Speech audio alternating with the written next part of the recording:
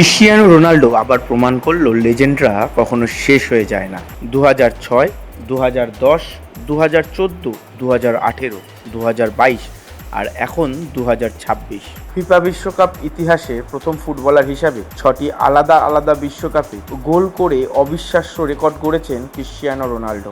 প্রায় 20 বছর আগে যে ছেলেটি প্রথম বিশ্বকাপ খেলতে নেমেছিল, আজ সেই মানুষটাই ফুটবলের ইতিহাসে নতুন এক অধ্যায় লিখলেন। শুধু তাই নয়, 41 বছর বয়সে বিশ্বকাপে জোড়া গোল করে গিনেস ওয়ার্ল্ড রেকর্ডেও স্বীকৃতি দিয়েছে তার এই কৃতিত্বকে। 975টি ক্যারিয়ারে গোল, অসংখ্য ট্রফি, অগণিত রেকর্ড, তবু ক্ষুধাটা এখনও রয়েছে। এটাই রোনাল্ডো, এটাই পরিশ্রমের সংজ্ঞা। ক্রিশ্চিয়ানো রোনাল্ডো তিনি শুধু একজন ফুটবলার নন, তিনি একটা যুগের নাম।